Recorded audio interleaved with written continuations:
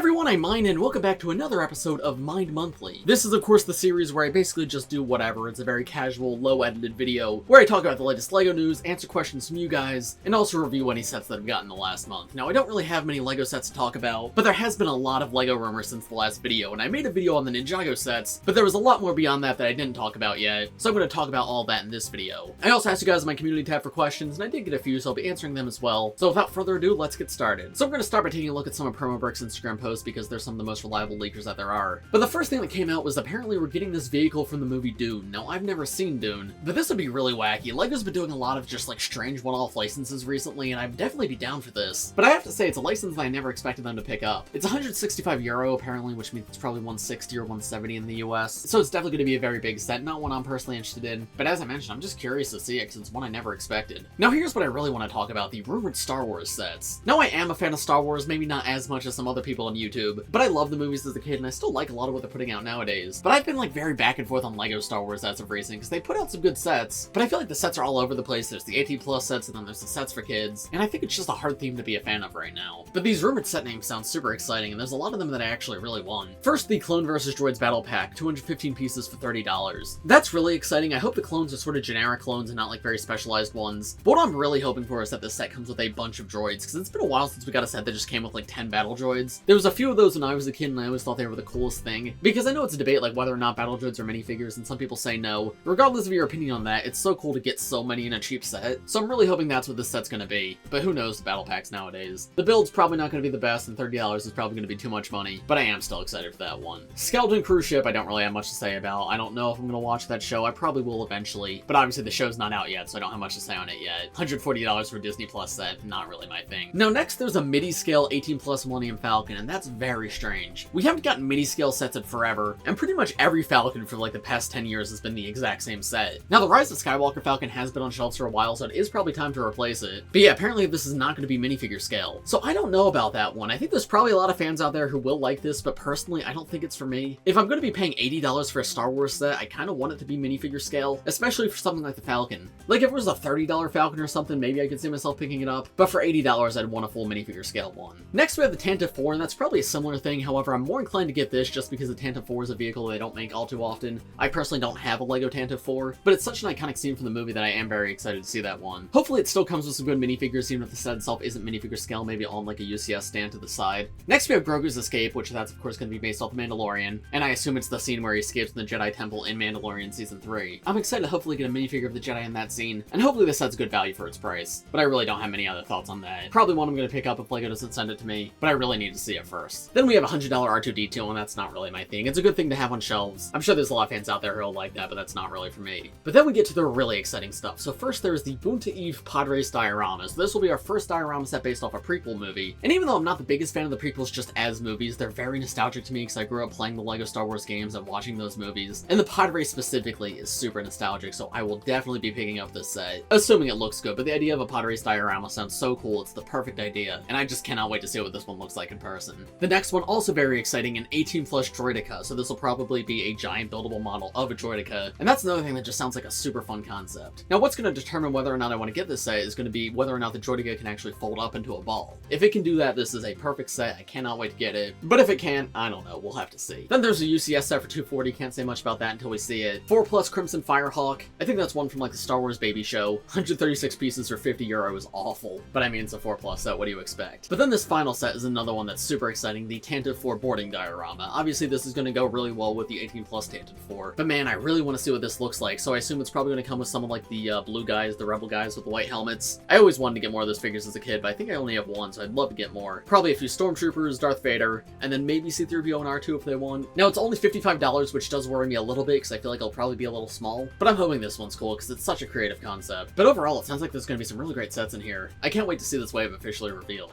Then I'm coming over here to 1414 Falcon Fan on Instagram because he summarized some of the other rumors, and I'm not going to go through all of them, but I will go through a few of them. We're apparently getting a superhero set of Rocket's Warbird from Guardians of the Galaxy. That's one I'll probably try to pick up. We are getting more Marvel mechs, a Venom mech, and a War Machine mech. War Machine actually is a pretty cool character to be getting a mech, and I'm looking forward to at least seeing how that one looks. And maybe the Venom mech's going to introduce the Evo joints in black, because I'm not really sure what other color he could use. Maybe white, I guess, or gray if they want to be really lazy. But yeah, I definitely want to see those parts in more colors, so that'd be really cool if those were there. Apparently there's going to be a No Way Home expansion set for only $35. If the figures in the set are cool, I'll definitely pick that one up. Buildable Rocket Raccoon is going to be absolutely terrifying. I don't even know what to think of that. There's a Captain America Brave New World set that's $50 with 223 pieces, which is, I don't even know what they're thinking. I left a comment on this post that said Brave New price point, got 126 likes, so people seem to agree with me on that one.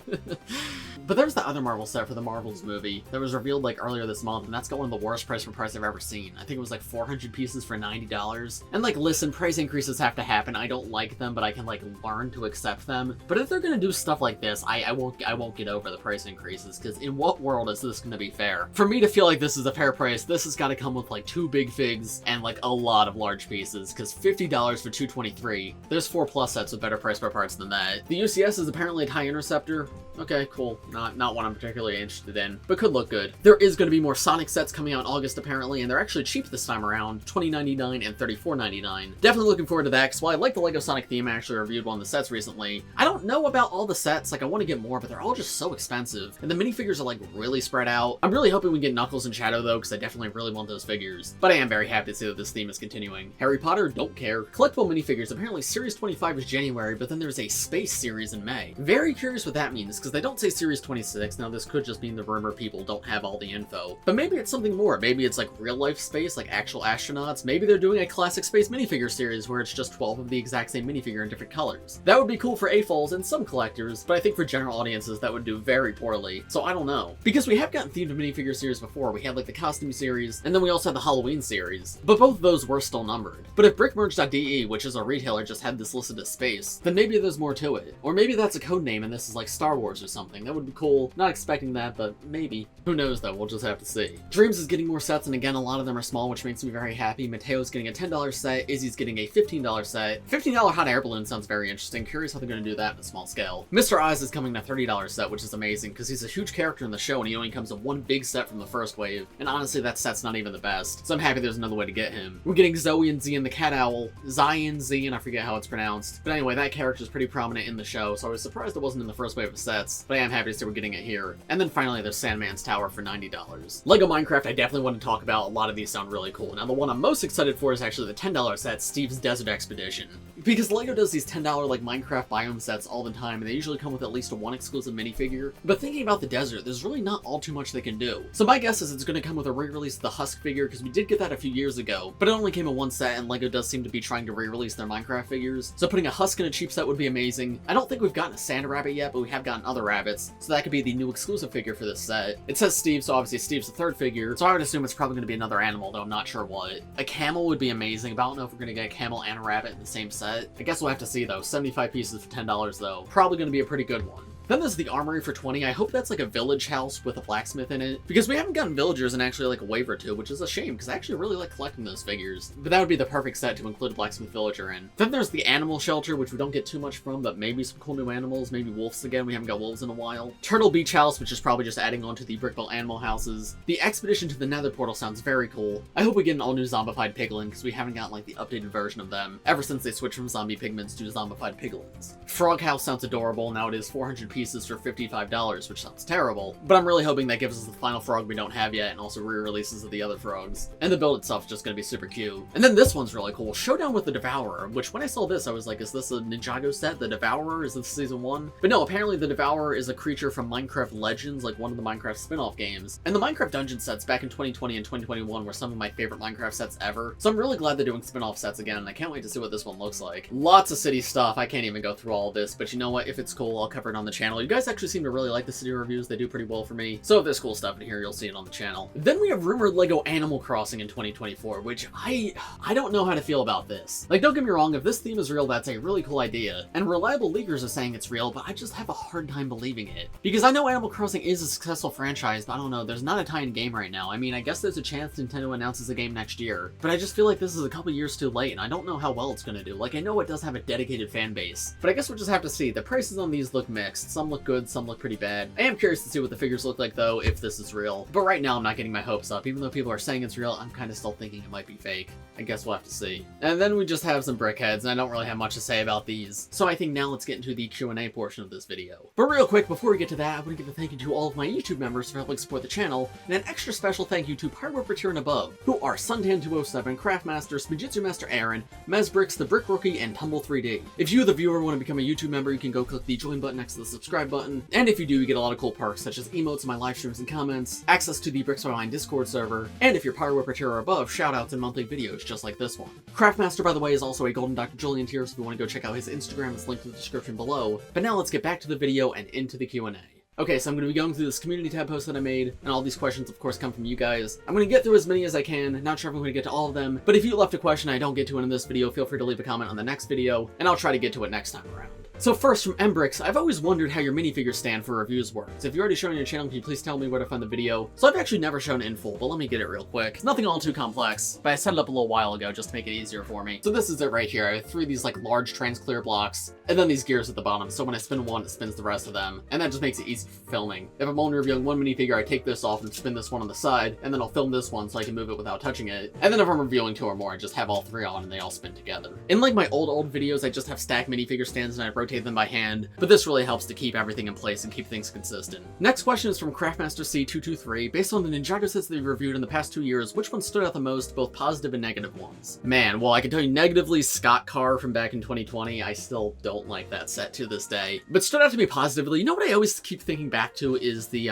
what is it? The Skull Sorcerer's Dungeon from back in 2020. I liked that set when it came out, but since then, I feel like we've never really gotten a set like it. It was just the perfect playset in my opinion. It was $100 and you just got so much. It's massive. And it's the kind of thing that I could have had so much fun playing with when I was a kid. Like, don't get me wrong, we have had like good location builds since then, but I don't know, comparing it to especially like the Crystal King Temple, that's nowhere near the same level. That set was truly spectacular, and even though I praised it at the time, I kind of feel like I didn't appreciate it enough, because it genuinely might be one of my favorite Ninjago sets of all time. Also the Jungle Dragon. The Jungle Dragon is the best dragon we've ever gotten. I love that guy. Do you have any plans to make Evo mechs for sillier characters like Chokin and the Whippers? I would love to do that. I actually have a new Evo mech video coming soon. I was hoping to get it out soon, but I'm leaving for vacation. I didn't have time to finish it and I didn't want to rush it. But yeah, my goal is to eventually just have a wide range of mechs for all the characters. But of course I am running a YouTube channel here and I want to do what's most popular with the audience, and the audience seems to want other things, so I'm prioritizing the things the audience wants before the things I want. From MezoSlab310, what do you think about the new elements, technology, and heat? Definitely very interesting. I'm curious to see what comes of it, because obviously both of them don't really make sense in existing Ninjago lore. Technology is just strange, because obviously technology hasn't always existed in Ninjago, so how can Sora do that? Because like the lore has always been, the elemental masters have always been there. And then of course heat, what's the difference between heat and fire, and like how does wildfire exist when Kai also exists? But I'm definitely very open to both of them. Sora's element especially is very cool in the show, and I'm excited to see what part 2 shows us of them. Next question, if you have interest in the MCU, what are your thoughts on the upcoming movies and projects?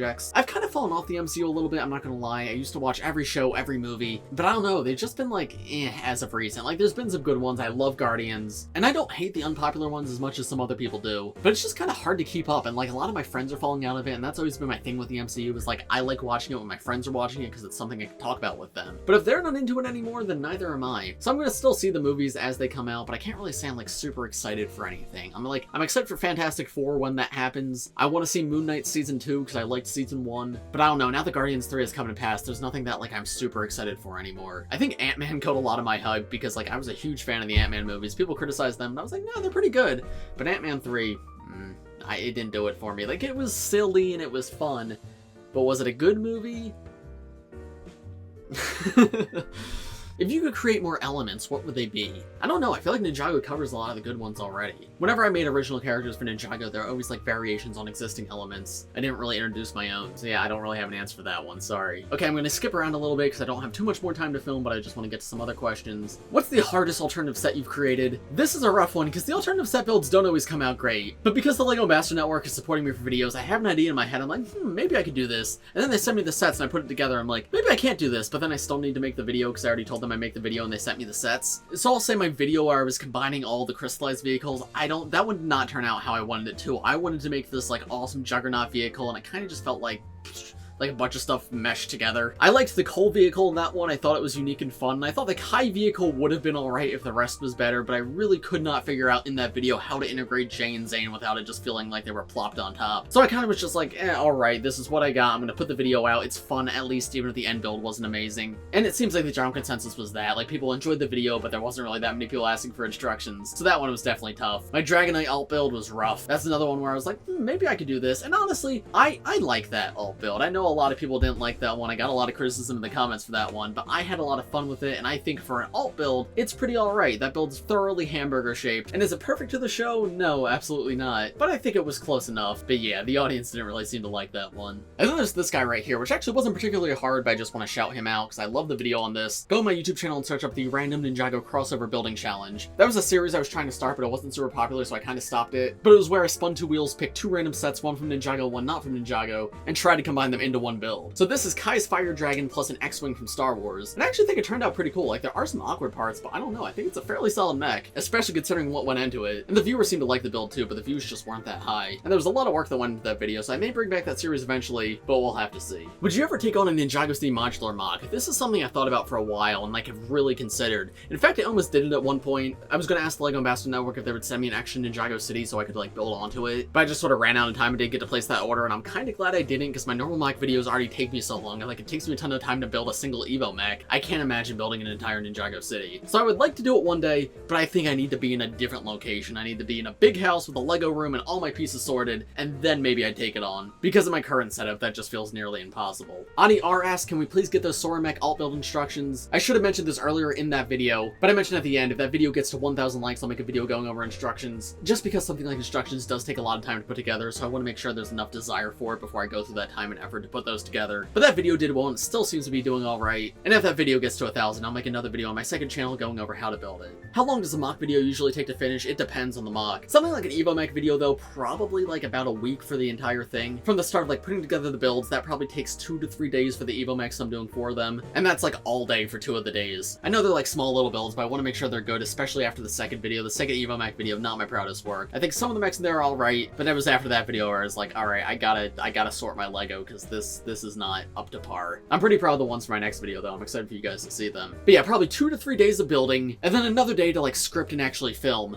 and then like another 2 to 3 days to edit it. If I just buckle down and edit an entire mock video, it probably takes me about 16 hours, but I do have other things going on in my life such as school and family, and I have a girlfriend, so it can definitely take a lot sometimes. Do you think we will get another Whipper soon? I would love that, but I feel like that's pretty unlikely. We're now a year out from core, so they're probably retiring that piece. That being said, Hydra Whipper did come 2 years after Pyro Whipper, so I guess there's still a chance, but I'm gonna be honest, my expectations are not super high. Alright, there's a ton more questions, but unfortunately I'm gonna have to cut it short for this video. As of me filming this, I'm actually leaving for vacation tomorrow morning, and I gotta finish packing, so I don't really have time to do any more of this. Thank you everybody for submitting your questions though. If I didn't get to your question in this video, feel free to submit it in next week's video. Not next week, next month's video. If you enjoyed this video, make sure to leave a like on it, subscribe to the channel if you're new, and I will see you all in the next one. Bye.